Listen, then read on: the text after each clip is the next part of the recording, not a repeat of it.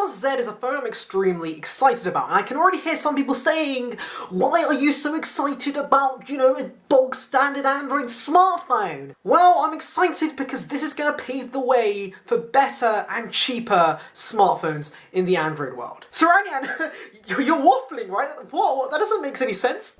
No, it does make sense if you think about it, because this is essentially the Android equivalent of the iPhone SE. Now, if you don't know what the iPhone SE is, it was pretty much a phone that took the industry by storm. Why did it take the industry by storm? Because, well, you were getting the essentials. You were getting great hardware with great software at a price you couldn't really argue with. But some people in this world aspire to be a green bubble forever, for some reason. So OnePlus is pretty much making the Android replica of the SE. Right, let's talk about the hardware first, because this is going to bring some proper flagship spec. Like, for example, a 90Hz display. Yes, you heard me right. A feature that's only become a standard amongst flagships this year is now making its way onto a mid-ranger.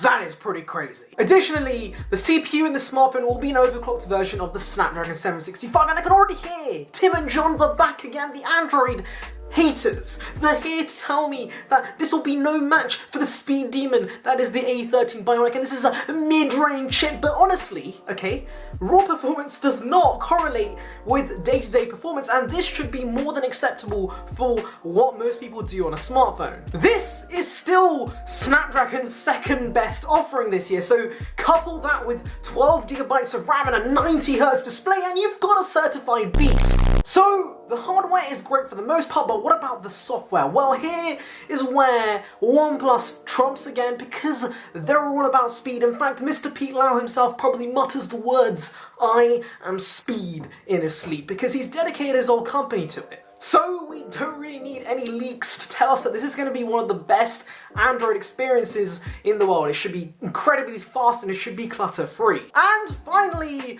the price. Now, $500 is what we're hearing in terms of pricing, and that is perfectly reasonable for the hardware you're getting. In fact, this is going to be a 5G capable phone too, so honestly, it's quite a bargain. Sorry to interrupt you, past Saranian, but here's future Saranian with some breaking news. A new source has revealed that the OnePlus Z could actually be as low as $330. So this could be cheaper than the iPhone SE.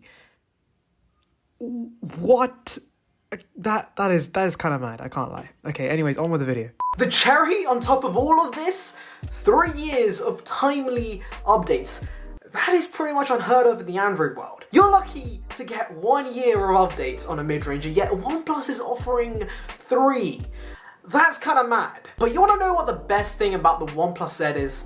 It's going to give some companies real competition. You see, in competitive markets like India, there are already a plethora of options available if you're shopping on a budget. But over here in the Western market, for some reason, they're just ripping us off. In fact, we're pretty restricted in terms of choice. And this is exactly why Samsung has seen so much success with their A-series devices. Now, yes, they're not completely terrible, but if you take a look at the A51's reviews, they're not exactly positive. But since it's the only realistic option for people on a budget in specific countries, like here, of course, in the UK or in America, people are kind of forced into buying it. This would also explain how it's the second best-selling smartphone in the world. Yeah, I really have no clue how Samsung managed to do that, but clearly there's a demand for cheap Android phones, and Samsung is taking advantage of it with they're pretty middling phones, to say the least. Which is exactly why we need phones like the OnePlus Z to release globally, because then it would actually force competitors, Samsung, to give us better phones at a cheaper price, because who doesn't like to save a bit of their moolah? So I would really look out for this space, because I think there's going to be some real value champs emerge, not only in countries like India, but on a global scale, and I think the OnePlus Z might initiate that. And now, welcome to my favourite part of my videos, the word at the end thingy, where I tell you to put a word in the comments below if you've made it this far. Today's word is, drumroll please, Chair! Because I'm sitting on one.